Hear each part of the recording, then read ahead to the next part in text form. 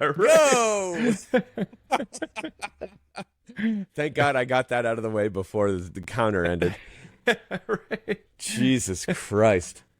Holy Yep. mackerel. Welcome to another episode of The Stroke of Midnight. Dorian, Yeah. how Yeah, are you? thank How you. are you today?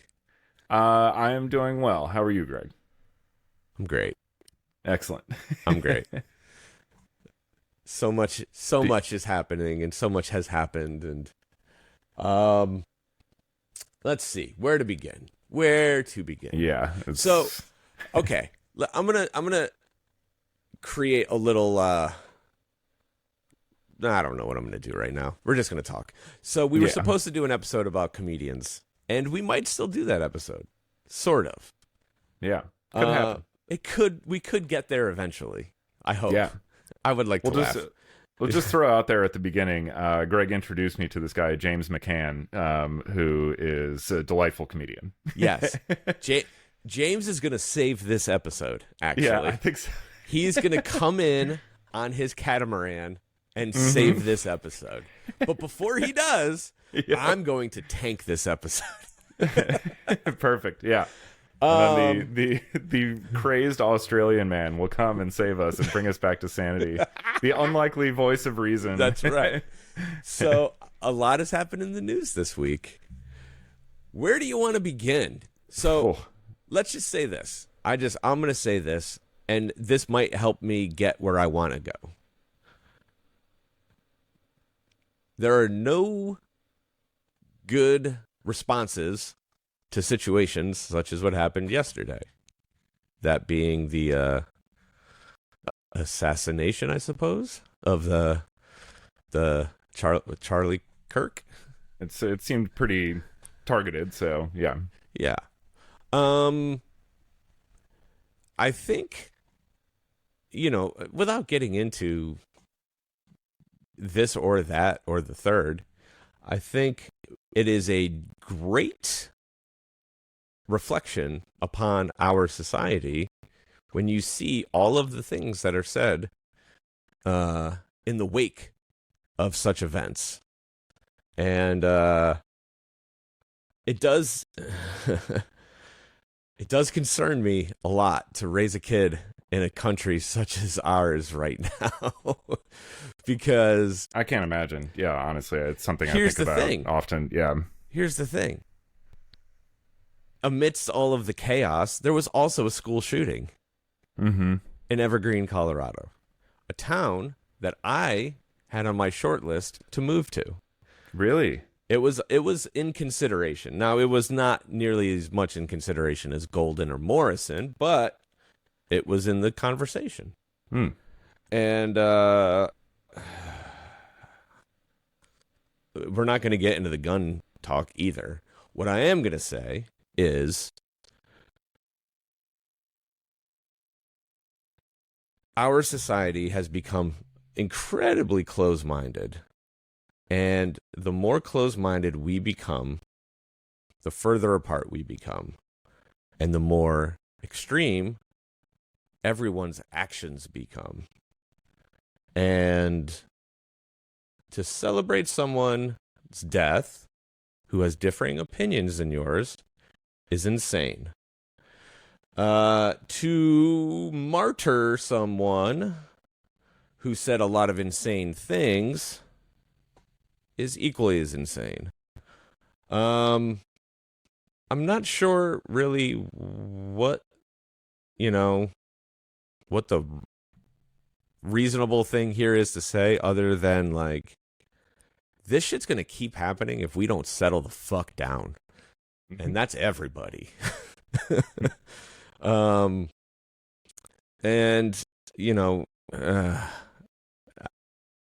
it's, I don't know, it's really unfortunate to see lines being drawn constantly, because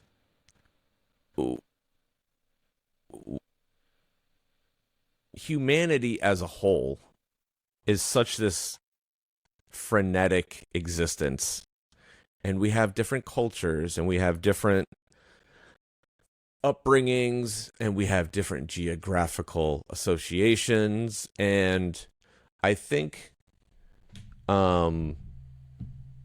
it's important to recognize that we should all feel safe-ish. Not safe. Safe's not the right word. We should all feel comfortable with the fact that we see the world how we see it individually.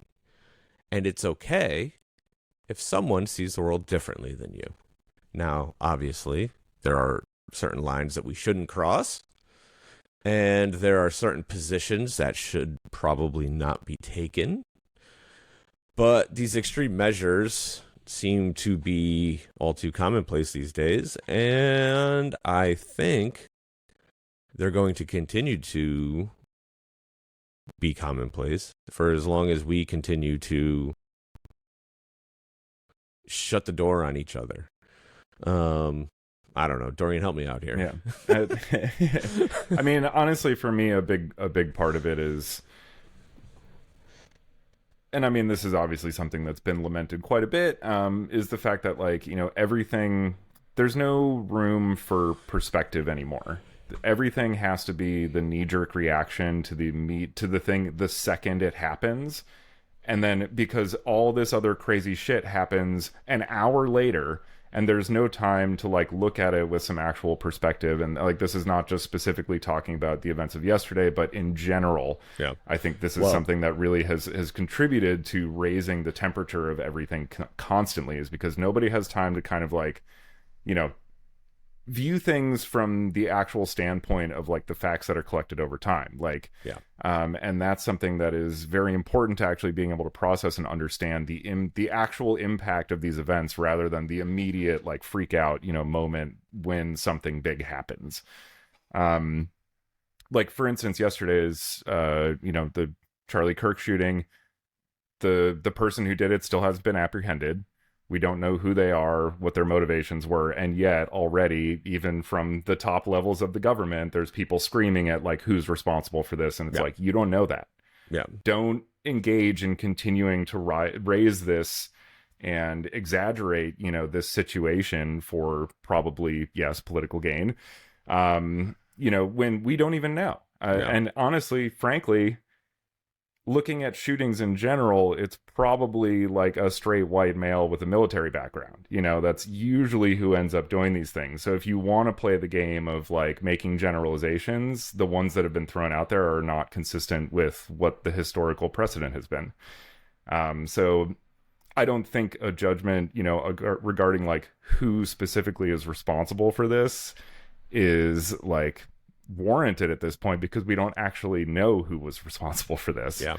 And this is a situation that constantly comes up, where it's like immediately people just sort of fall back on, like, their initial prejudices or their initial, you know, whatever group it is that they dislike or disagree with at the time is immediately the responsible party. And that's, like, the line that people toe.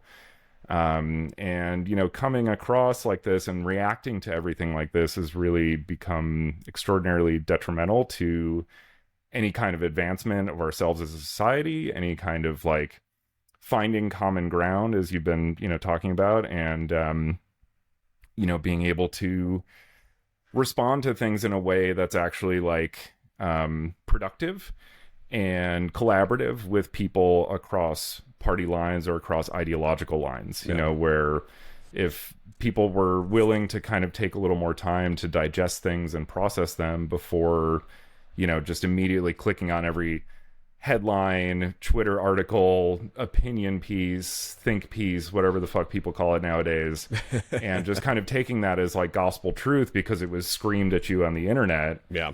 You know, there's really no hope of lowering the temperature of this situation and kind of getting back to a place where people can actually, like, have productive conversations about, like, okay, these are things that are problems. How do we solve them? It's all just, like, finger pointing and yelling across the aisle, you know, and gets us nowhere. Because all you do when you immediately start to attack someone instead of engaging with them, you immediately put that other person on the defensive. And even if they agree with you, they don't want to agree with you because you've been a dick about it. And it's unfortunately, in a lot of ways, that simple. Yeah. You know, it's not, the panacea to all the problems of the world at the current moment or anything, but honestly, it would do a lot. Yeah. Well, I think people need to just fucking take a moment and like get off of Twitter and like do whatever you need to do to process things yourself, and then come back and look at the facts and then discuss. Yeah. You know, rather than taking the immediate emotional reaction that they have and running with that through the end zone, out of the fucking stadium, through the parking lot, and into the world. Yeah. You know, a big recurring theme that I keep thinking about, and this was something that I was thinking about within our talk on comedy, and this will hopefully maybe get us there. There's 2 points I want to make. One is this one, and then you actually open the door to a really good one, and will help me transition out of this terrible conversation. So thank you. You already got us there. I love it. Awesome. Yeah. So yeah, we don't want to be guilty of being the knee-jerk reaction either. No, so, yeah. yeah. Listen, man, you know what I did for 10 minutes this morning? I'll say this, because there's oftentimes more to these situations than meets the eye. And there's already a lot of videos out there of things that make it seem as though there are more to this than meets the eye. Mm-hmm. And regardless of who, what, where, when, or why, there's a bigger societal issue of like the people who are celebrating this guy's death, which is fucking insane. Yeah, he said some really stupid shit, and he's probably done some really stupid things, but killing someone in fucking public like that is not the solution to these problems. And I think there's this notion that there are groups of people that want their ideologies to be accepted or at least acknowledged or whatever. Those same groups of people, and this goes in both directions, I'm not saying one way or the other, but those same groups of people love to reject the other ideologies and thoughts and opinions of others.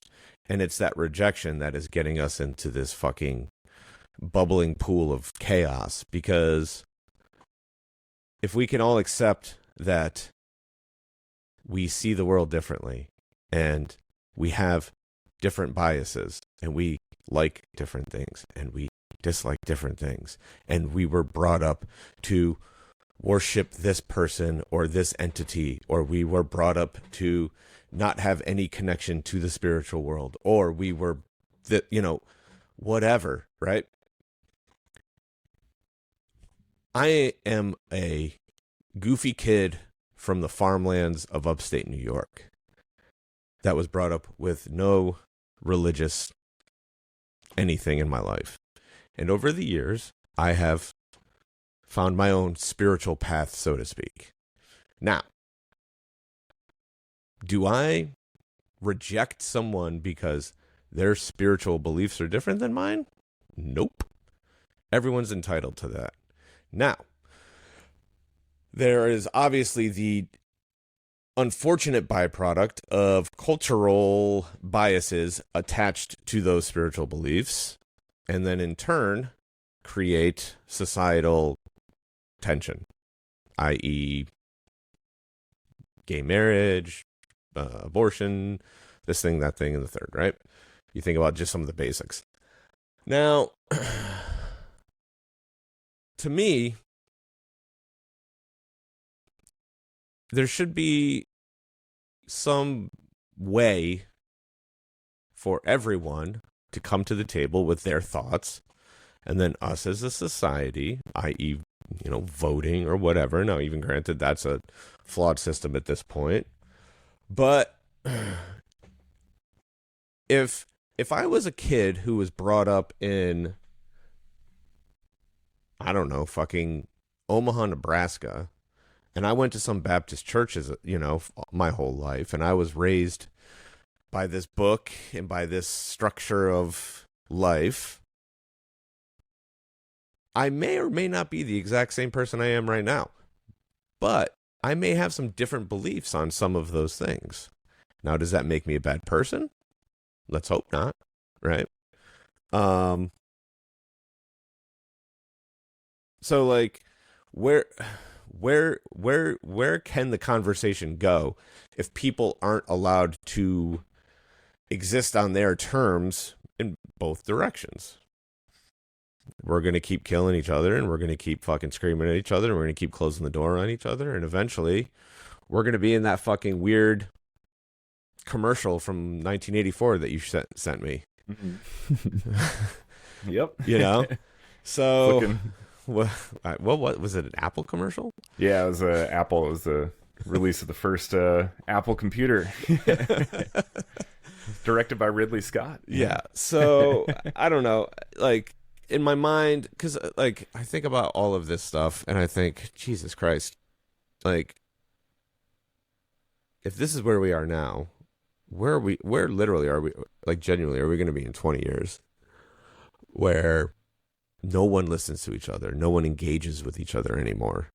Mm-hmm. And I think, that's like, I joked to you about this yesterday, like, I'm only wielding the sword in certain arenas. Right.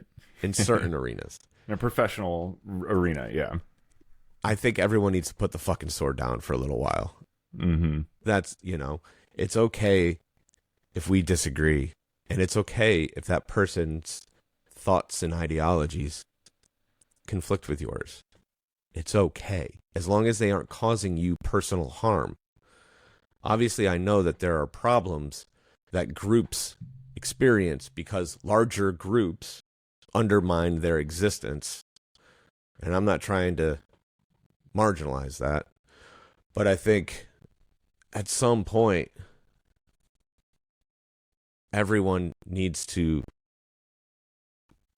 take a deep breath and take a step back, find their own peace, and then try to reflect that back out into the world.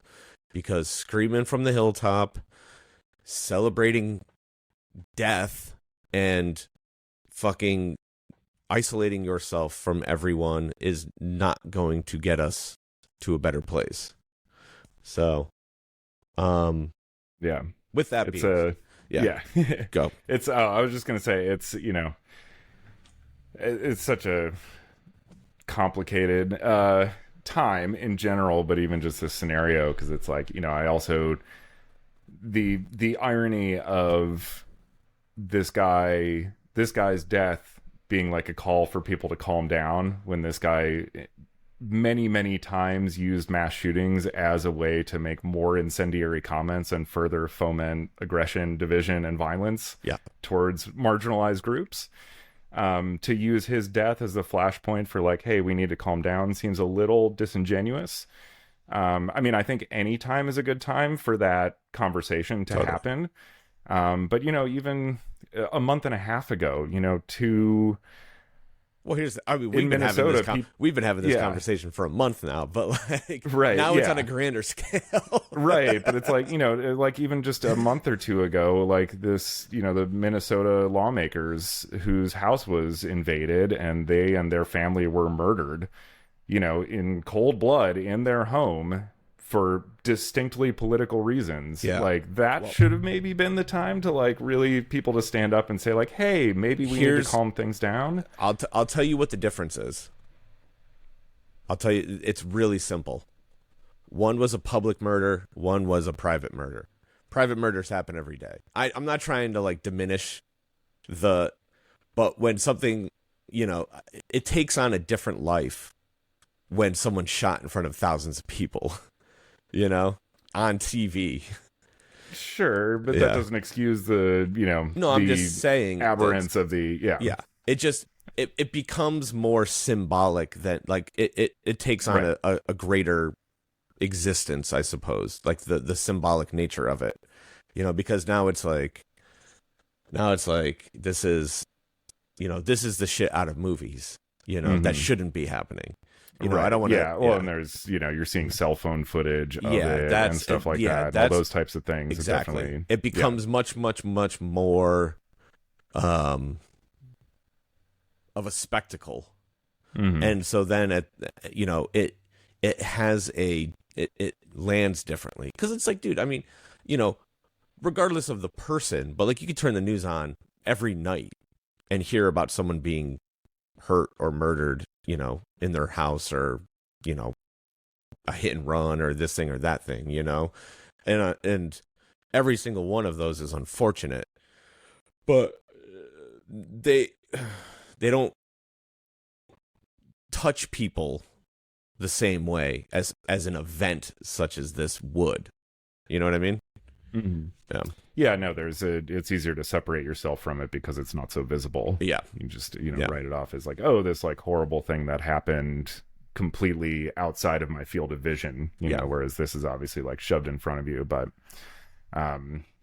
regardless, I think really more so just want to make the point that like this guy's death is not the reason that like we feel this way. It's been a long time. Yeah, like I said, we've been talking about this for a long time. Yeah, this is just a reason to discuss it and bring it up because guess what? It's fucking happened again. Yeah, exactly.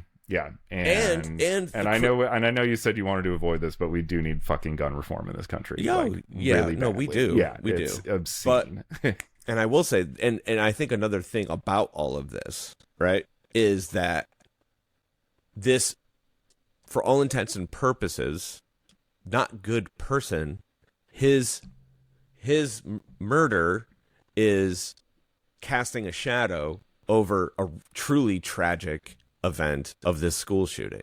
And it shows you how like depraved the country has become. That like, it's like, oh, however many people died at this school, no big deal. It happens all the time. It's similar kind of thing, right? As like what I just said, right? Where it's like, people die all the time, no big deal. But there's like this, like, it's almost like the fucking Coliseum now. Like the news has become the Coliseum in a sense. And like people just want blood and they want fucking vengeance, or they want action, or and it's like, Jesus Christ. Yeah, there's an old saying in the newspaper industry, which is, if it bleeds, it leads. Jesus. Oh yeah. So okay, now I think, do you have anything else you'd like to say about this? No, I think, or can we run away from it? Thank please. God. All right. So, because you said something in your little opening spiel that, my friend, you always open such great doors. So our friends at the news, at the mainstream media, who can't for the life of themselves take 10 fucking minutes. Oh, I should say 14 minutes. 14 minutes. Within 14 minutes on Monday morning, multiple major news outlets reported that Howard Stern was no longer with Sirius XM. Really? And you know what happened on minute 15? It was bullshit. Howard Stern came on the air, baby. So here's what he did. Because I don't know how much of this, I don't know if we really talked about it much, but all summer long, there have been reports about how Howard Stern's going to get fired from Sirius, or he's going to walk away, or there was at one point a rumor that Robin had died. And for whatever reason, so this is the third, I don't know how many years he's been doing it now, but Howard takes summer vacation now. And I don't know why, like, I don't know how, why, or whatever, but he became a big, like, rumor mill talking point this summer. Okay.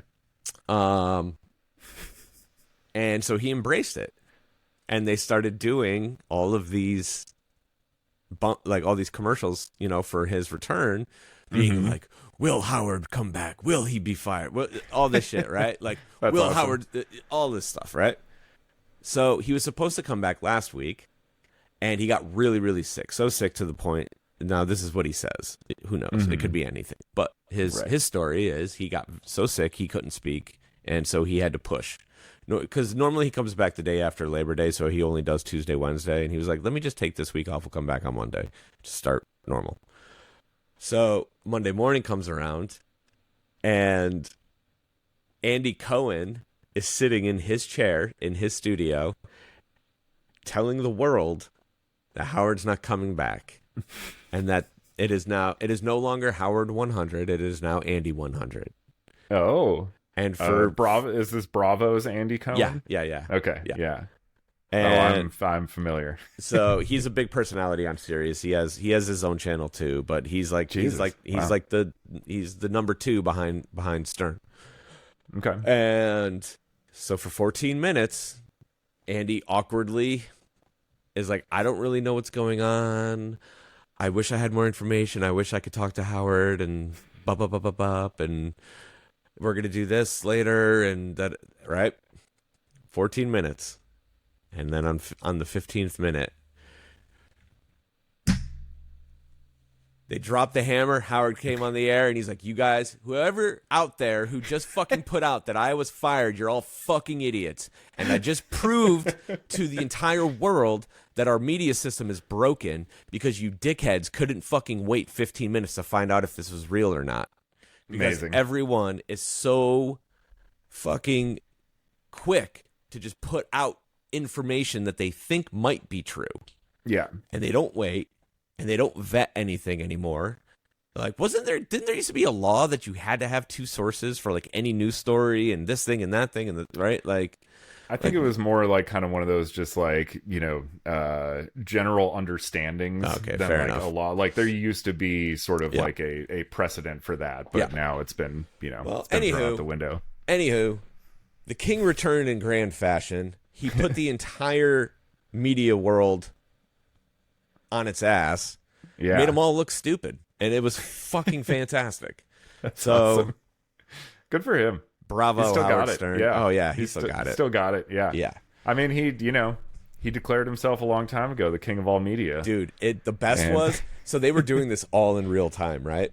Mm-hmm. So they do the gag, right? And then he comes on the air and he's like, if you thought I was fired, you're fucking stupid, basically. You're right. Mm-hmm. He's like, even if things had gone wrong between Sirius and myself, you don't think they would at least give me the opportunity to go out on my terms? Like, first off, my contract I still have 4 months on my contract. So like, but so then, he lets some people on the air and there's like people like they had the call screener. This is what they did. They had a call screener and they recorded all of the when they were picking up for the audience during the 15 minutes that Andy was on the air. And it was just people being like, I'm canceling my subscription. Fuck this. Like, is this for real? Fuck this. It can't, right?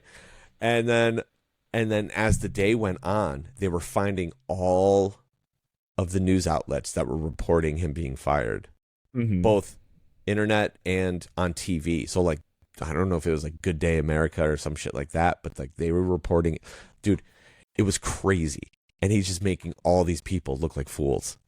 That's awesome. He called them all out. Yeah. Called every single fucking one of them out. It was amazing. Yeah. So. Damn. What a return. Yep. That's awesome. Yeah. And a very prescient, commentary to be running, it's just times. Like everyone has to be the one to break the thing that might be true. Yep. Yeah. And that's creating a lot of this conflict as well, because there are so many news stories going out with half-baked information. Yep. No one knows what the fuck's real anymore. And people don't follow up either. It's like they see that initial headline and go, oh, okay, that's the story, and then leave it. And, their feed moves on to whatever. There was a thing. Oh, gosh. I wish I could remember what the context of it was. Oh, Jesus, this one's going to fucking piss some people off.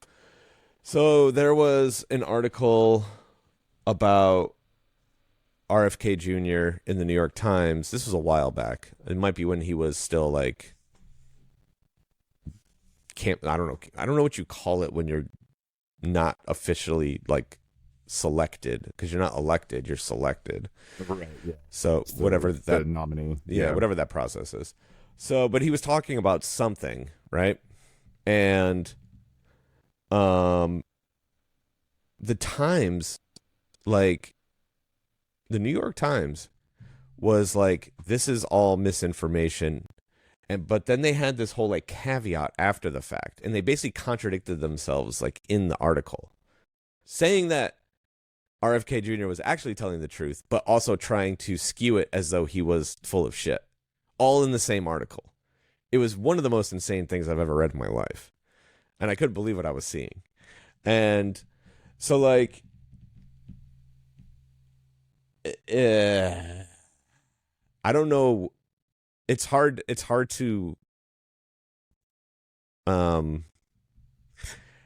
to filter out what's going on in the world, because when even like the people at the top of the mountain, the New York Times, the fucking CNNs, even the Fox Newses, whatever, right? Like, again, I'm not taking sides on any of this stuff.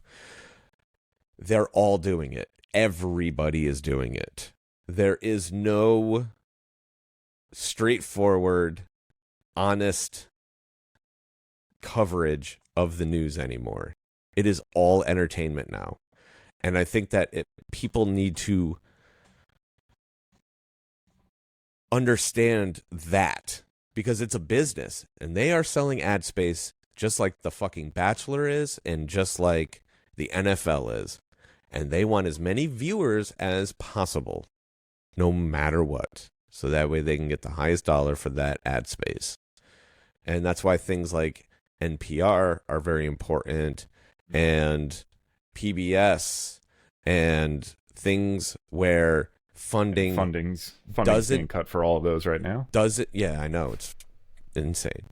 But where the foundation of an organization is not built upon advertising dollars and commercial interests, because they're all compromised now, all of them.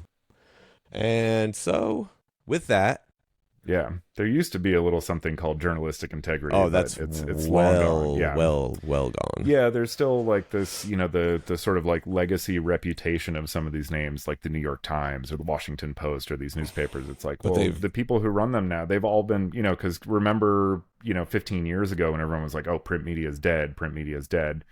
It was dead. It's, still frankly dead. But, all those companies were bought up by people who realized they could use these things to push forward ideologies instead of, it's a loss leader is what they call it. You might lose money on the newspaper, but you're making money because of the things it's pushing forward that fortify your other business investments. They're all very much run by people with like very specific interests. And that's always been the case with news. Sure. Like it was always about circulation. There's the whole, anyone who's seen Citizen Kane or knows anything about William Randolph Hearst, that type of yellow journalism, they called it, which was, what was the phrase? You said, I'll supply the war, Oh, yeah. But yeah, so I mean, it's always been like that, but it's to such a higher degree now that, I mean, they're all very, very, like openly biased at this point. There's so many things you look at, like what's happening and then how like all of these different headlines are reporting it, and it's like, this is the like craziest distortion I've ever heard. You're bending over backwards to make this like awful thing not seem terrible. Well, here's how I kind of take my news in. It's a weird sort of way to like kind of go about things, right? Because I don't really subscribe to any traditional like news outlet at this point. What I do though is I will actually get some news from the BBC, because they sort of, they're like a third party entity. So they, they're like, these guys are all idiots. We could just tell it like it is for the most part. But like, if you do want to consider Joe Rogan, which, at this point he is, let's call a spade, but let's call him the, the megaphone for the right, so to speak, even though he's not pushing rightist agendas. He would rather talk about conspiracy theories all day than talk about political fucking ideology. But he seems to repeat a lot of right-wing talking points. He does. Yeah. So that's why we'll for this conversation, we'll call Joe my right-wing news source, and then we'll call Howard my left-wing news source. And they very much say the same thing without saying the same thing, right?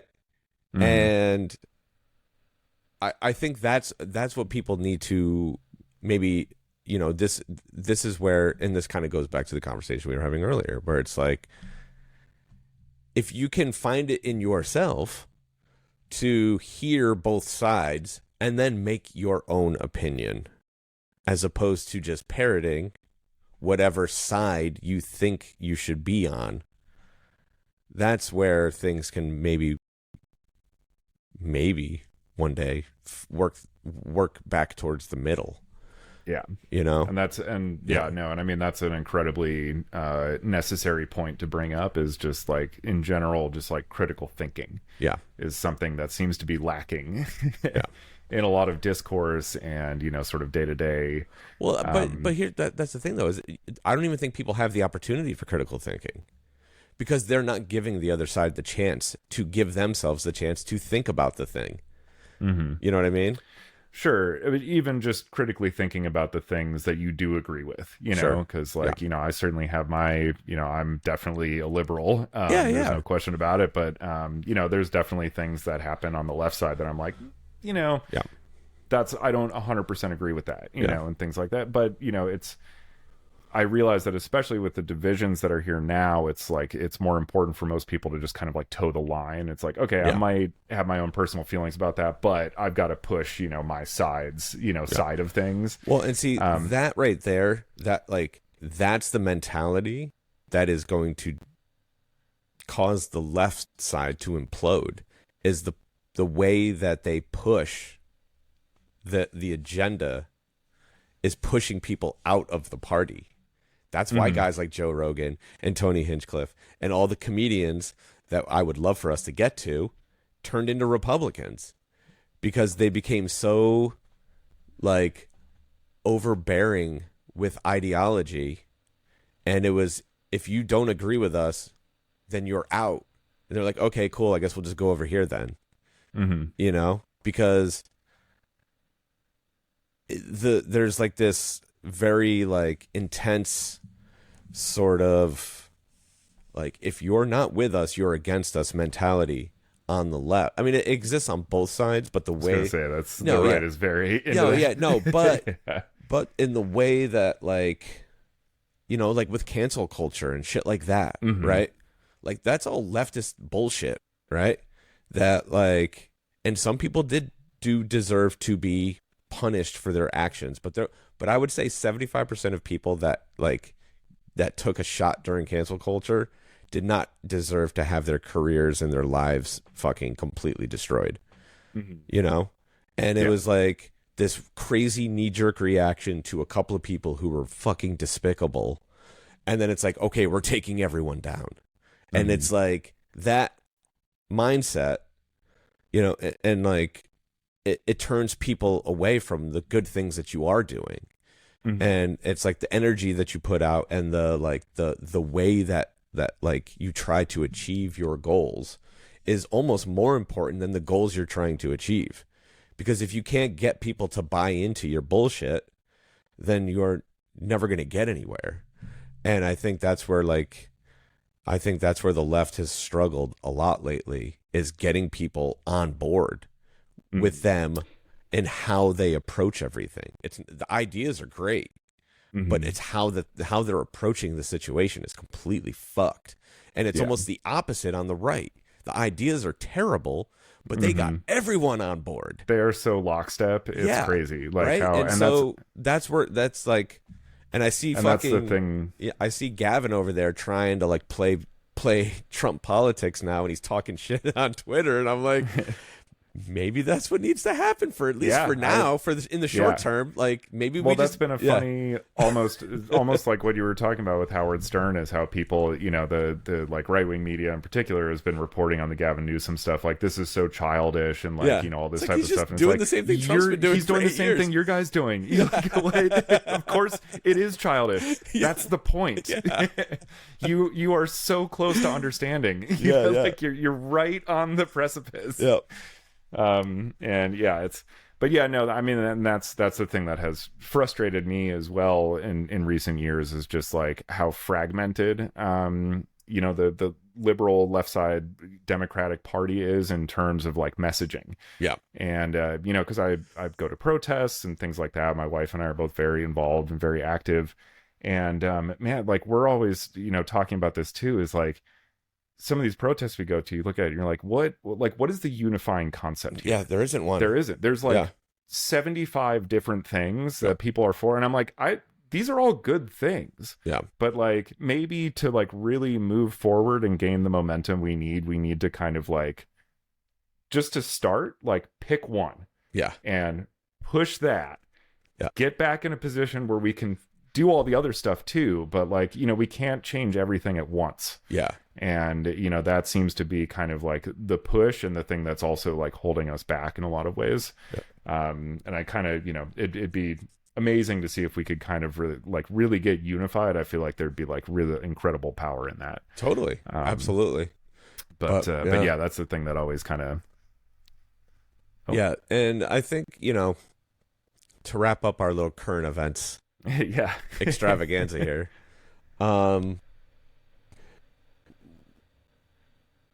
It does the body good to laugh. It does. Right? Mm-hmm. And it's also very it's very eye-opening when you hear other people's takes on your bullshit. And thus, we have entered the zone that is comedy. Yep. Thank God. Thank God. Everyone can breathe a sigh of relief now. Especially us. Yeah. So I'm just going to say this right now. And this goes back to what I was saying earlier. Everybody sees the world slightly differently. And everybody experiences the world very differently. And the beautiful thing about comedy is that more often than not, it can unify people based on commonalities, right? Relationships, friendships, fucking stupid shit in the world, whatever, right? Comedy has evolved into this new thing. I wouldn't even say that it's evolved, because politics has been a part of comedy for a long time, both in good ways and in bad ways. Mm-hmm.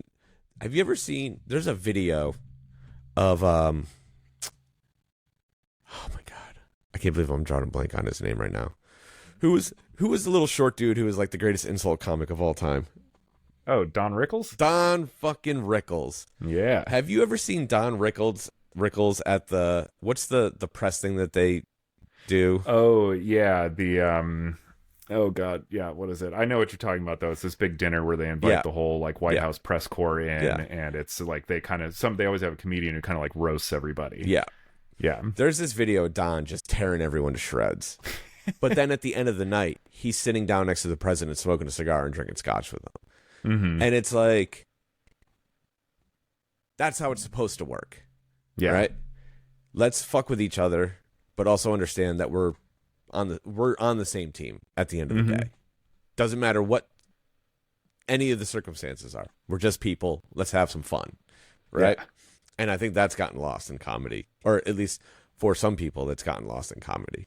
It's just this like understanding that like, at the end of the day, comedy is just a reflection on society. You're putting a mirror up to society and you're showing it how stupid and how absurd it is. Sometimes it stings and sometimes it doesn't.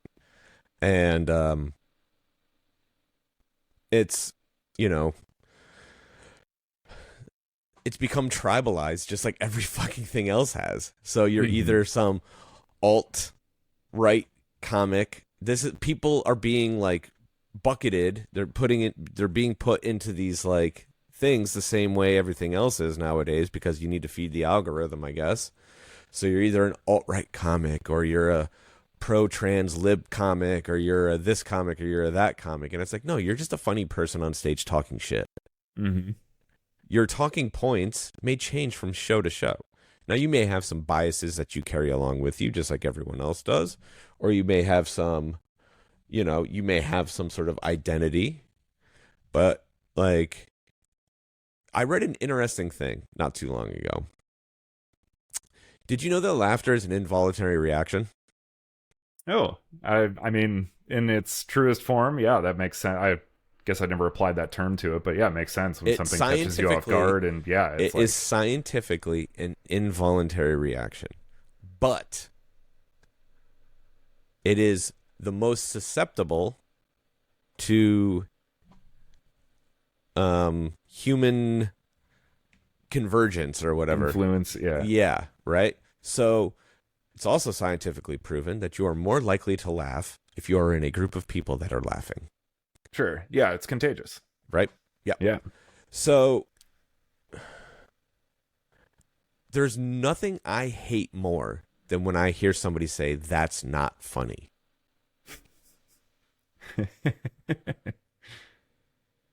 Because guess what? How have we lasted this long? Because guess what? It is to somebody. Mm-hmm. That's it, right? Simple. Some people are funny to a lot of people. Some people are funny to a few people. I am funny to like myself and my kid. Mm-hmm. And occasionally I make you laugh. Yeah. Every time I get a laugh out of Hannah, I feel like it's like a major victory, you know? It's like, fuck yeah, I still got it. Like, I think comedy is such an important part of society because, one, it brings people together. And when I go to these comedy shows, like Dave Chappelle is the greatest example. That guy, even though he has pissed certain groups off, that guy has done more to bring more people together on the same page than probably any comedian in the history of the world. Whether it's his show, whether it's his stand-up, whether it's the fucking music stuff that he does. Like, that dude is a unifier. Now, some people have taken umbrage with certain choices that he's made. But those same people probably need to take a closer look as to the things that he actually said. Because more often than not, the projections put upon him aren't really telling the whole picture. You know, they don't paint the whole picture. Right. Yeah. And there's a, like, context is obviously super important in comedy as well. It's like even if you're bringing something up in the course of telling a joke, that doesn't mean that thing is the butt of the joke. Yeah. You know, like the joke itself might be ridiculing something entirely different, and usually, and especially with good comedians, especially like Chappelle, who I agree, I love him. Yeah. He's very, very good at, like, you know, for the most part, I think, ensuring that when he makes a joke, whoever he's talking about, he's not just like, you know, beating down on this like one. Well, that's always been the thing. Oh, he's punching down on the gays. He's punching down on trans. One, let's call a spade here. He punches down on everyone when he needs to. The entire premise of the Chappelle Show was to shit on everything, but in a positive way, to show you how absurd this fucking country is. That's the mirror, right? He put a mirror up and he said, "Guys, this is what we are. Take it or leave it. I'm going to try to make it as funny as I can for you, but like, this is what we're doing right now." Yeah. And he's still doing that, you know? I remember there was one of the early sketches he had that was like it was like a black guy who was blind and was a white supremacist. Yeah. Clayton Bigsby. Yeah, that's right. He said before the show aired, he like showed it to some of his friends, and he's like, some of his black friends came over and they were like, "You just set back civil rights like 40 years." Exactly. Just with this, and it's like, he's doing it to everybody, you know. That's the and thing. and It's they're the like same things thing. that It's the same thing with South Park, right? Mhm. South Park does not pull any punches. Everyone is fair game. Yeah, there's, you know, obviously right now they're, you know, making tremendous amounts of fun of, you know, Trump and his whole clown car. But, you know, there's like, it's easy to forget, like, dude, they were ripping on Al Gore years ago. Oh, yeah. Like, I mean, they go after everybody. It's like, Equal if you're going to opportunity. be, Yep. yeah, if you're going to, exactly, I think Frank Zappa was the first person I ever heard use this phrase, but he said he was an equal opportunity offender. Yeah. You know, he's like, no, I'm talking shit about everybody. Like, nobody is off the chopping block. And, you know, those things need to be said. Like, and it just goes to also this idea that, like, you need to be able to say things that risk offending people in order to have real conversations, you know. Otherwise, like, we're just repeating things that we agree with back and forth to each other, and nobody's like growing or expanding or changing their minds, or, you know. And certainly, like, I'm not saying that like every conversation that ever happens like needs to happen or is productive, but, you know, like this whole idea that like we should never be able to like offend a group or say something that might offend a group or a person, you know, is just like absurd and like self-defeating. Yeah. You know, you need to be able to like say those things, and it's oftentimes falls on the comedians to take those risks and oftentimes fall on that sword, you know, so that other people can, you know, move forward with things. Well, here's something that I think oftentimes goes overlooked. A comedian has a unique ability to normalize things. Mm-hmm. And so while it may not seem so in the moment, but when they're talking about different, anything, right? I mean, think about it this way. I'm trying to think of like a good comedian who talked about like masturbation a lot, but like comedians normalized masturbation well before the internet, right? Comedians that are brave enough to talk about transgender or to talk about fucking how fucked up our political system is or all of that stuff. They're in their own way, they are normalizing all of those things that exist around us, and they're shining a light both positive and negatively. But ultimately, the great result, as you let time kind of run its course, is that now it's there. It's no longer this like odd or off-putting or unique thing anymore. Comedians are sort of like the gatekeepers almost in a weird way, you know? Yeah, and that's not, you know, and that's not to diminish that if somebody is offended by something that gets said by somebody, that like they shouldn't feel that way. It's like, of course, that's your reaction, get offended, you know, but absolutely. Just because somebody says something that offends you doesn't mean that they should be silenced forever. You know, that's a very disproportionate reaction. So yeah, you know, it's one of those things, like you can be vocal about your dislike for somebody, and things like that, and raise awareness about, you know, the things that they're saying and maybe get through, you know, and things like that. But, you know, to kind of go on this immediately, like, you know, you need to essentially not exist anymore is, you know, such a, again, just overreaction, you know, and that's something that, you know, again, I think is counterproductive. Very much so. Yeah, because there should be room for discourse, you know. Should be able to disagree and occasionally offend people and still be able to kind of like come back to something that, you know, some common ground, which again is like what great comedians do usually, is they, you know, we were talking earlier about like I'm a big Lenny Bruce fan, and he was the king of this. I mean, he would push people to the absolute limit. Like, I mean, he was confrontational in his comedy.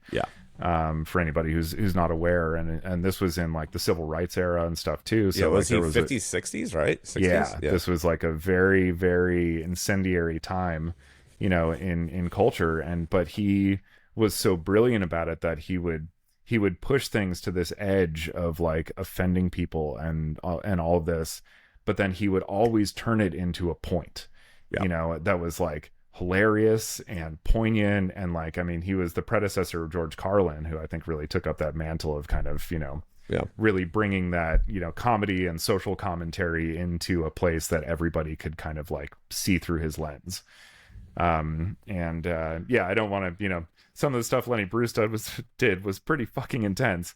But if you ever look up there's a great documentary about him. There's also a great film about him called Lenny. Dustin Hoffman plays him, directed by Bob Fosse, the famous choreographer. I've never seen that, actually. It's incredible. Yeah. It really, really mind-blowing stuff, and like maybe one of the best performances of all time. I mean, there's some scenes in this that are like just unreal. But anyway, I'd advise like looking to him as far as, some of these things where it's like, no, he could only get to the point that he arrived at by being this offensive, because like the way he leveraged and weaponized language actually played into the point he was making. Yeah. And again, it wasn't about this like insult or racial slur or whatever that like was being utilized in the course of the joke. It was about this larger point he was making about like why these terms exist, why they're being leveraged, and why they hold such power. And it was really, really incredible stuff. And he was thoroughly punished for it. Yeah. Well, what's interesting about that? The way that you're describing him, who reminds me of that in modern day? Our good friend James McCann. James McCann. Quite possibly the funniest working comedian today. It's pretty remarkable. You sent me like 2 specials. They're both like 20 minutes long. It was great also, because I was usually a comedy special. I'm like, okay, it's going to be like an hour plus, That Black Israelite shit was fucking outrageous. That was hilarious. It's exactly what you're talking about right now. Like, yep. Yeah, he right at the outset talks about like, these are the hot button things that my lawyer, my manager, my accountant, everybody asked me not to talk about. And I'm going to talk about him. Yeah, and he just like... He weaves just, in like, and out, yeah. He talks around the edges of them so perfectly. Yeah. It's like syncopation in like, jazz music. It's like you're not playing on the beat, you're playing around the beat. And that's what defines it. And that's kind of what he does with like, these hot topics. It's interesting to hear somebody, because I think you said this maybe before we started recording, but he is this sort of like raucous, like if you thought of the like stereotypical like drunk rowdy Australian, that's Foster James swilling, like if you pictured, like, if close your eyes, picture in your mind's eye an Australian with glasses drinking a Foster's, and then go look up a picture of James McCann.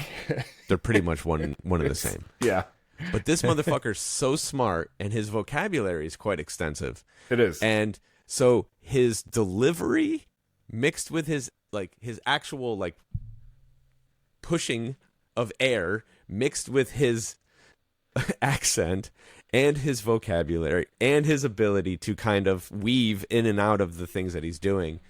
It's really, really remarkable stuff that he's doing. I've like, thank God that Shane Gillis fucking found him, because was he James like discovered?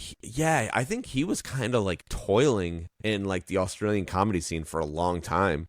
And then he moved to America and befriended Shane Gillis, and Shane was like, yo, you're the funniest motherfucker ever. I'm gonna help you get famous. And so he's kind of like, and so this is something interesting.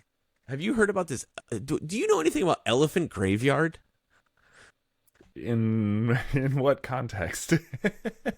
This is a new thing to me. I know what an elephant graveyard is. It's a YouTube channel. Oh, okay. And apparently recently they put out a video. Now, someone asked me to comment on it, and I'm going to be totally honest. I watched about 8 minutes of the hour and 26 minutes of that video, and I turned it off. Because I could instantly tell that it was an agenda trying to be pushed upon people. And it's counterproductive to the conversation that we're having. Because in my opinion, at least on the onset of watching this, it seemed very much as though this person was not interested in the things that they were attempting to do, and he was very much like, why should anyone listen to these people? Okay. So, I don't know, and I could be wrong, and maybe I will attempt to watch it another time when I'm not as busy, but I was not prepared to spend 90 minutes listening to someone shit on all my favorite comedians. So yeah. But with that being said, there is this notion of the Joe maybe in the spirit of this conversation you need to. Maybe I do. Maybe just to I do. hear it. Yeah.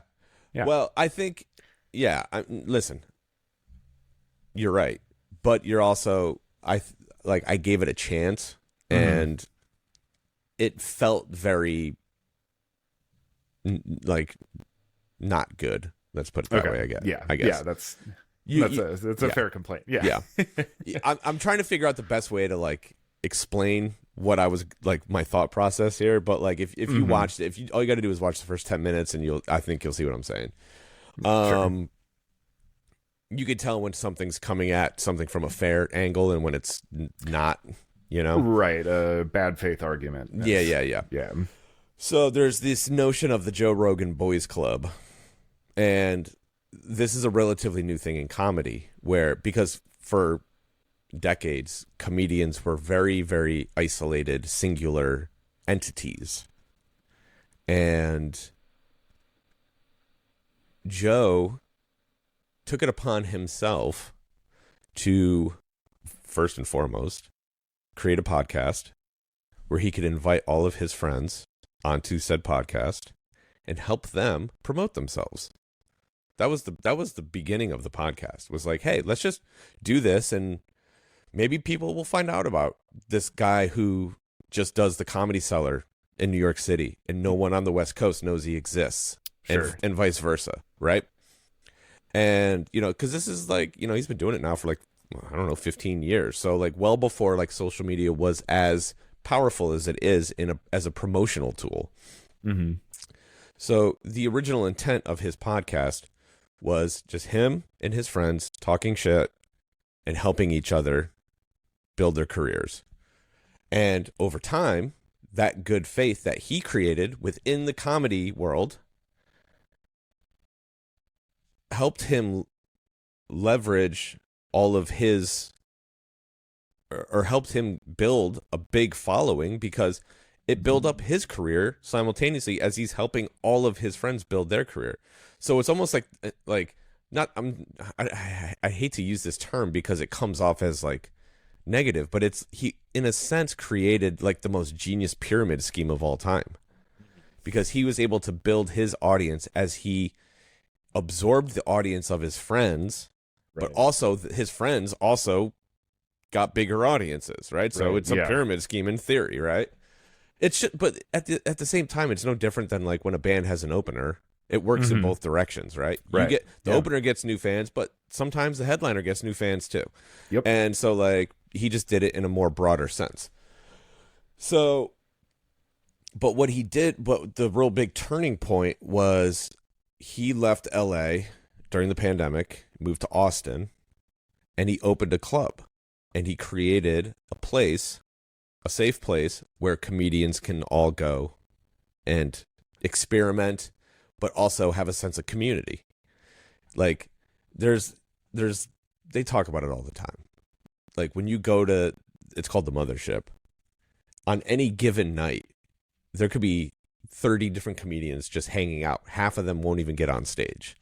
It's the place that they all go to hang out now. Because it's musicians want to hang out with sometimes anyway, but sure. you want to talk to people that you share common ground with, right? You can, where the conversations that I have with other lighting designers are drastically different than the conversations I have with anybody else in the world, right? And I'm sure you could say the same thing. And it's important to get the feedback of your peers to help refine your own craft. So this notion of like the Joe Rogan Boys Club or whatever the fuck it is funny to me because he's basically being punished for helping his friends become famous. God, like, he's not in it for himself, even though people like to, whatever. There's all these different things that are put on him, but like the idea of giving back to your profession and helping raise up people underneath you is something that should be celebrated in my mind. Not, and so, but with that being said, two of the boys from the Joe Rogan's Boys Club are Shane Gillis and Tony Hinchcliffe. And you couldn't pick two more different people to be like, kind of like the top of the food chain there. So are you familiar with Shane Gillis at all? Not really. Yeah. Okay. So Shane's an interesting one because, and this is something else I want to touch on real quick. Not all comedians are the person whose name is on the marquee. Now, what I mean by that is there are a great many comedians that have created a persona for what they're doing on stage. The greatest example being Andrew Dice Clay. The man who stood on stage, the Dice Man, is very, very much different than the person playing Andrew Dice Clay. I wish I could remember his real last name. It's some very, very, very ethnically Jewish last name, but I can't remember what it is. It's not Ford Fairlane? It's not Ford Fairlane. Oh. But that was the thing, right? So Dice wanted to be an actor, but he was struggling breaking through as an actor. So he was like, well, what if I workshop characters on a comedy stage and then I can work on acting? And so what he's doing on stage is literally theater. It's not, it's comedy, but it's not, right? It's funny, but he's not just a guy up there telling you what he thinks about the world. He's playing a character. It's more of like a one-man show than like a stand-up routine. Yeah. Tony Hinchcliffe is playing a character on Kill Tony. He's a huge wrestling fan. He's right up there with me as far as like wrestling fandom. Like he's got all the knowledge and he knows all the shit, right? He's outright said it. He's like, I am the heel of Kill Tony. I am the bad guy. I am playing the bad guy. Now he might be a prick in real life, but the character that he's playing is amplified for the show. Shane, very similarly, is playing to a few different alleys. He's talking to the common man as though he's on their team. But is he? And there's some brilliance to what he does because he's a huge history buff. And he uses history to his advantage to trick people into thinking he's on their side. He never actually takes a side. He also does a really, really incredible Donald Trump impersonation. If you ever have the time, you should check out the Kill Tony episode where Shane Gillis is Donald Trump and Adam Ray is Joe Biden. It's like during like the election like ramp up before Biden dropped out. It's literally maybe the greatest 3 hours of fucking comedy that's ever existed. Damn. It's so funny. It's so fun. And it's all improvised. The two of these guys in full prosthetics, the whole 9 yards, and they're just up there talking shit for 3 hours on a whim with all of these people that are coming up trying to become known as stand-up comedians. So, but the point of all of this is there needs to be a little bit more grace given to these guys because similarly to like, um, gosh, who's the guy that played the Nazi in the Tarantino movie? Waltz? Oh, Christoph Waltz. Yeah. Yeah. Is Waltz a Nazi? Of Does course anyone not. does anyone think that he is a Nazi sympathizer? No. Mm-hmm. These guys are creating characters.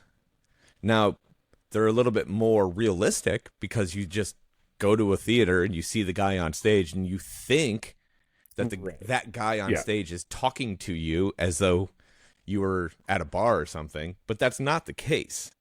These guys are putting on a show.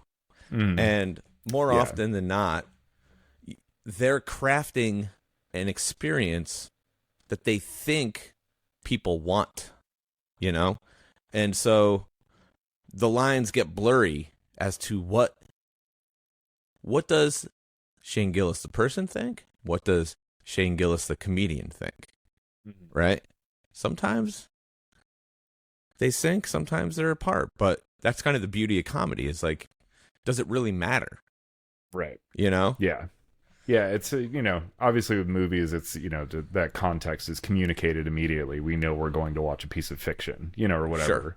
Whereas, like, these comedians that kind of blur the lines, it's like that's not necessarily communicated to the audience, so not everyone's hip to that. Yeah, and it's easy for it to be misinterpreted, which makes it difficult. And obviously the only thing I know about Tony Hinchcliffe is his performance, at the Trump rally. Well, yeah. Which, when you make comments like that in that type of setting, it makes it seem like it's not an act. No. And he'll be the first one to say he fucked up.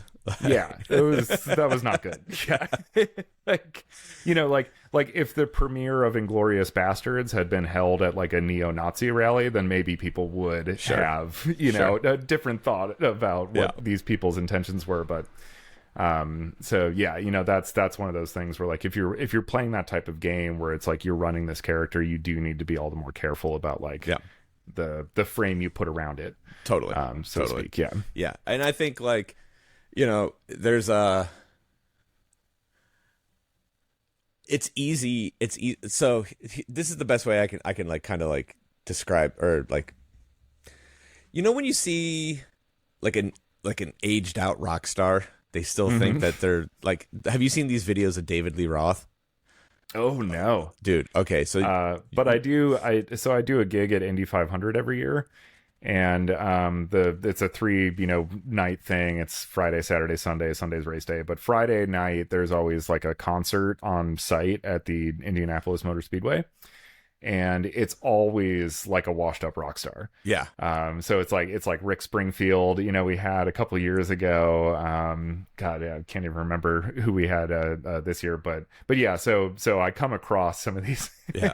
But it's some of these people in person. Yeah. It's similar to that kind of like you get lost in the persona a little bit, and then you start doing things that you probably shouldn't do.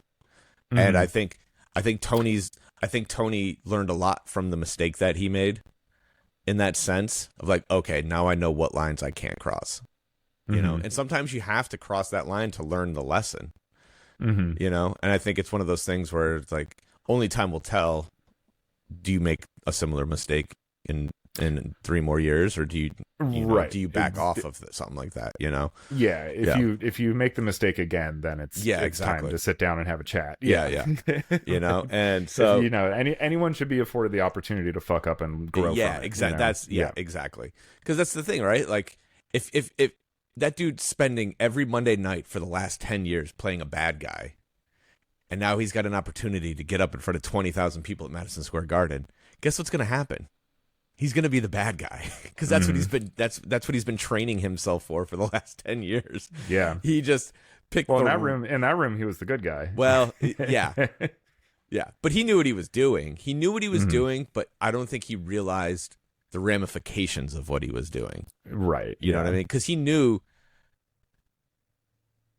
like, I'm the bad guy for everyone else. Like, I know I'm going to get cheered here, but I also know that, like, I'm the bad guy to the 5 million people that are probably watching this that fucking want to fucking burn this building to the ground right now. Mm. Yep. Yeah. And so, those kind of things are unfortunate, but I also don't think that they're as big of a deal as people make them out to be. Mm-hmm. Because at the end of the day, it's like people say things and people try to be funny, and more often than not, the good ones are funny, but sometimes even the good ones lay an egg, and no one bats 1,000, and that goes for every profession. We all have our bad days and our bad nights, and as long as your wins outweigh your failures, you're doing something right. Yeah.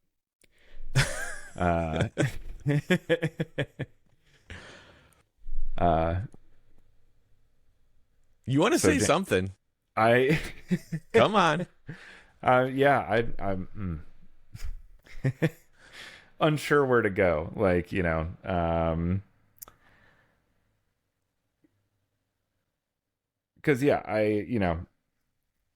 I know we have differing opinions on this. I'm curious to hear like where you actually, where you stand. Because I think I've made myself pretty clear. Yeah. Yeah. Yeah, no, I mean, honestly, it's one of those things that it's like, I mean, everything is so, like, the level of escalation that occurs with everything nowadays too is so like exponential. Yeah. That it's hard to maintain a good sense of proportion. Like, obviously the joke that he made at that rally was like, was really awful, and like also more so the biggest sin of all wasn't fucking funny, Oh, like, yeah. No, that was number one. It was not a good joke. Like, if it were that offensive, but it were actually a good joke, I would have been like, I don't know, like, he kind of had to say it, like, no, it came across very, very, very poorly in all directions. Yeah, and frankly, there are like exponentially worse things being said in the actual White House right now without the context of it being a comedic performance. Yeah. So it's like at this point, in the moment, I remember when I read about that and stuff, it was like, oh man, fuck this guy. I've never, some no-name comedian wants to try to like make a name for himself. So he comes out here and is like, personally, I still just take issue with, accepting the gig in the first place. Just knowing what this fucking situation was, it should have been for any person of like actual principle should have been like a hard no. Well, here's okay. So I'll give you the counter to that notion, and this is one of those things that kind of goes back to what I was talking about, where like the way that the left is kind of pushing things in certain ways. There is this fear that censorship is becoming more prevalent on the left.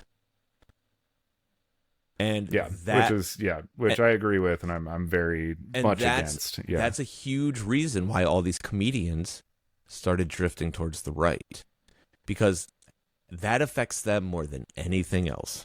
Mm-hmm. If they lose the ability to talk freely, their lives are turned upside down. So that's the thing, right? It's like it's all about perspective. When you think about like, you see how different industries are affected by different policies, right? And we talk about like how the tariffs are fucking everything up, right? For comedians, none of that shit matters really. But if you're going to tell someone what they're allowed to talk about or what they can and can't say or whatever, they're going to take massive, massive offense to that. And so this is the unfortunate byproduct of some of the choices that the left has made, is that they pushed all these guys towards the right because they were scared of the ramifications of potential censorship. Yeah, I mean, comedians definitely found themselves in the crosshairs specifically, especially after Louis C.K. And, that really kind of like opened a whole massive thing. Here's the thing, like as like sensitive as Trump is to some things, he's still a shit talker, and he's not going to stop other people from talking shit. You know, and so they saw unless they're talking shit about him. Yeah, but like even then, like, yeah. Oh no, he's kicked people out of the press pool and everything for asking unflattering questions and things like that. So he censors heavily. Like, personally, he'll attack people personally, but he won't make any grand stands, I don't think. Like the way that like it looked like, you know. So it's like this weird thing where, you know, I'm never gonna. The impression that I got was comedians felt safer on the right. More the ones that have made the choice anyway. Yeah, you know, and you know, honestly, even liberal leaning comedians have, you know, discussed this. I'm not much of a fan of Bill Maher, but I've heard him talk about. He's a big one. He said many times that he enjoyed playing red states more than blue states because it's like the red states, they're there to laugh. You know, like the blue states, everybody's kind of like processing everything you see, everything you say, and then to like, judging everything. Is it okay to laugh at this? And like, are other people laughing? Okay, then I can laugh too. Whereas, you know, there's not that kind of like filtration going on, you know, in the red leaning states, because they're just here to like, is your comedy good? You know, if it is, then I'll laugh at it. It's an involuntary reaction, so I'll just let it wash over me and happen. So yeah, you know, I'm not saying that. I guess I shouldn't say that like he shouldn't have taken the gig, but if he didn't agree with those politics, he shouldn't have taken the gig. You know, but so by taking that gig, like that communicated to me immediately before I even heard any of his material that like this was kind of, you know, he was in agreement with this administration and their vision. And those guys are, you know, like Joe's already backtracking, and Tony doesn't really get into politics that much. That was kind of the weird part about that whole thing. I think he just saw an opportunity. It does kind of seem like it was one of those like, look, they obviously, the Trump camp was having trouble attracting a lot of talent, you know, a lot of people in the entertainment industry, yes, are more liberal minded. So I'm sure there was not many people were interested in even taking that gig. So for him, if he was like I was unfamiliar with him, still pretty much am, but I mean, if he was like a very young and upcoming, and all of a sudden you get this, you know, like Faustian bargain, you know, is offered to you of like, hey, trade a chunk of your soul for like, you know, the fame you've been fighting for all these years. Like, I don't think anyone can say outside of actually being put in that position what decision they would actually make, you know, just in all fairness. Not trying to like defend his actions or anything, but you know, it's one of those things that like, I get it. I mean, you know, if somebody, I've got scripts that I've been dreaming about making for a long time, and if somebody offered me some sort of, you know, I'd like to say that I would make the principled, you know, response, but honestly, you don't kind of know until you're put in that position. Well, it's you know, here's a similar scenario. Is it any different than all of these artists that are in, like, the golf players and all of these entertainment, you know, entities that are taking massive paydays to go perform in Saudi Arabia and the Middle East and stuff like that, where it's like, I mean, if you want to, you know, obviously in the political context, you know, Tony definitely screwed up by going that hard in the paint in that environment. But at the end of the day, like, everyone is just doing their best to be as successful as they can. And there are much, much darker entities out there than our idiot president, you know, that are convincing people like, hey, it's okay, come play over here, you know? And it's like, yeah, he's very much what they, you know, what they call in Russia a useful idiot. Yeah. But yeah, no, I mean, it's one, obviously, that like censorship in particular is like one of those issues that's like very close to me. Sure. And that, I take very seriously, and I'm very, very like much against, but the way that plays into nowadays, where it's like, okay, well, I don't like censorship, but like some of the things that are being said are actually like directly contributing to causes of violence, you know, and things like that. And it's like, okay, maybe those things, you know, aren't right. Yeah. Or we're just not, in a place either emotionally, mentally, or societally to like be able to absorb those things without taking them, in a way that's going to cause like the most extreme possible reaction, which is kind of like where we're at right now. Everybody's here already. Yeah. So like any little thing, any little push Yeah. can push you outside of your, sanity, Yeah. as it were. Which is something, even I deal with frequently. Like there's certain days, like even yesterday by like 8 o'clock or something, I was like, I have to put all this in the shelf for the night, and I will come back to it. It'll be here tomorrow. Yeah. It's not going anywhere. Well, I will say for me personally, right? Comedy has been like this great deflator for me. Mm-hmm. Because what it ultimately does, right, when things suck, is it gives you context that either it's not that big of a deal, it could be so much worse, or it could be just as simple as being a distraction. Mm-hmm. It's like, oh, this guy made a really stupid fart joke or whatever. Yeah, like, right. Who cares? Like, ha ha ha, yay. It's like I think it's easy to over-grandize the notion of some of the things that they're saying, but at the end of the day, they're just trying to make people laugh. Mm-hmm. And taking away specific circumstance or instances where things went wrong, more often than not, the intentions behind comedy are good. Mm-hmm. Right? And right. I think sometimes the pathways to get there may seem counterproductive, but if you take your bias and your judgment out of the equation and allow yourself a brief moment to just laugh, your day will probably be better. Yeah. Yeah, it's easy to pick up on when things are actually mean-spirited versus, being done in jest. Yeah. Don Rickles, for instance, I feel like he was always...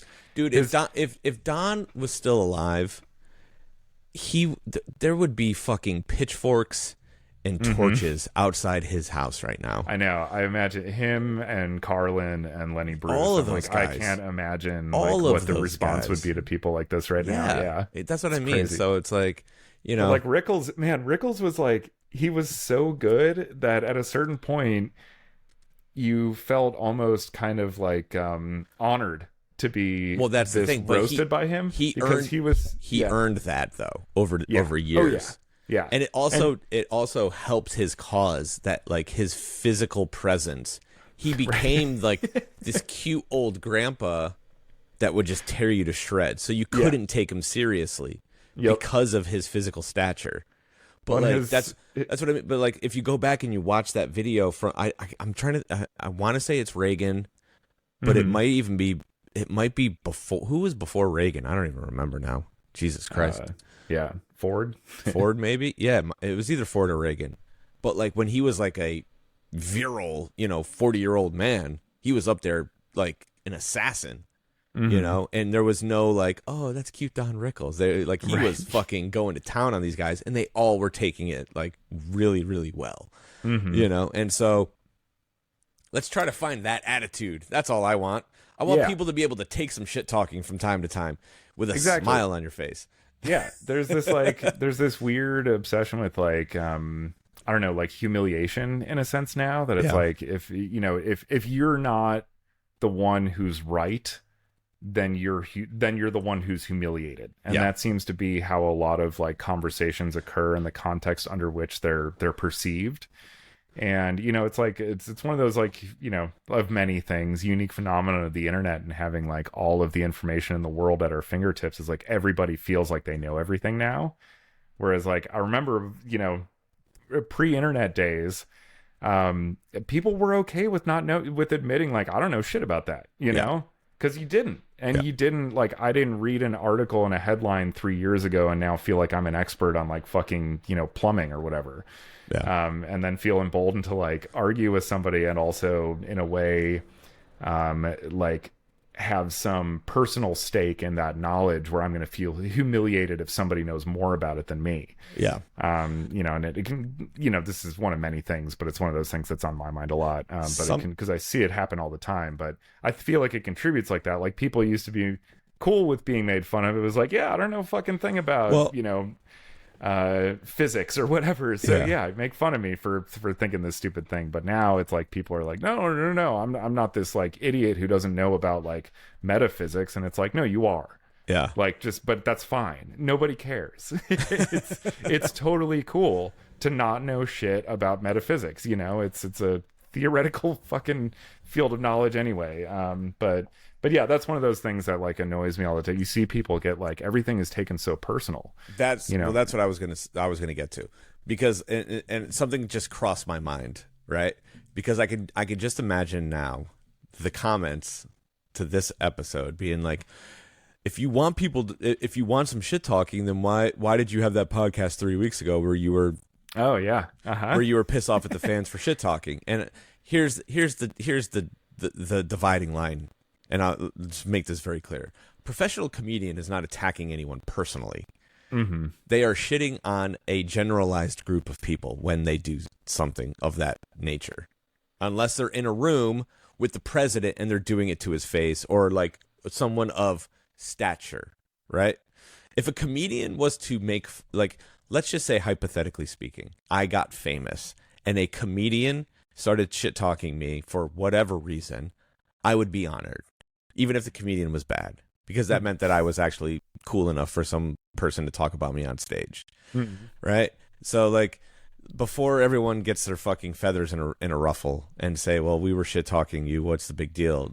Very different things. If you're not getting paid to be on stage and shit talk, then it's a very different thing than what we're talking about. Yeah. So I just want to make that very clear. So I love this. I love this because it justifies your shit talking of the fans. Yeah, I'm not shit talking the fans. The few vocal, you know, complainers, that were there. And exactly. And that's the thing, is like there's a difference between addressing an issue and shit talking. You know, like what we did was addressing an issue. Yeah. You know, we didn't, it wasn't meant to be funny. It wasn't. Yeah, we were just. We'll finish it. We're responding to an issue. Comedians are generalizing societal quirks. Mm-hmm. You know, like there's your, you know, context for this entire conversation is like, you know, one, if you're part of a subsect of society that A, B, or C comedian decides to use as a part of his show, don't take it personally.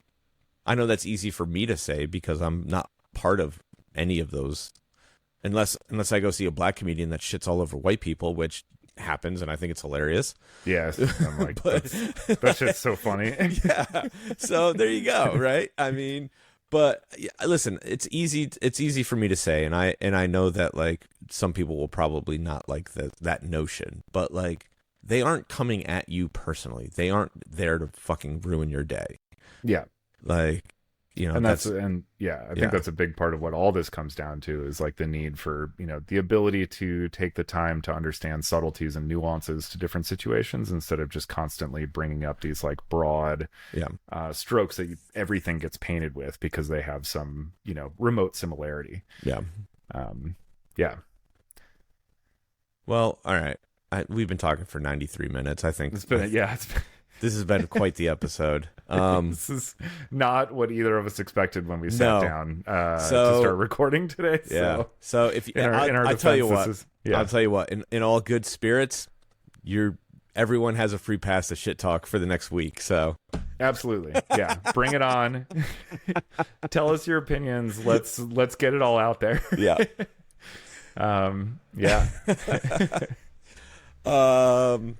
This has been The Stroke of Midnight. Bon voyage.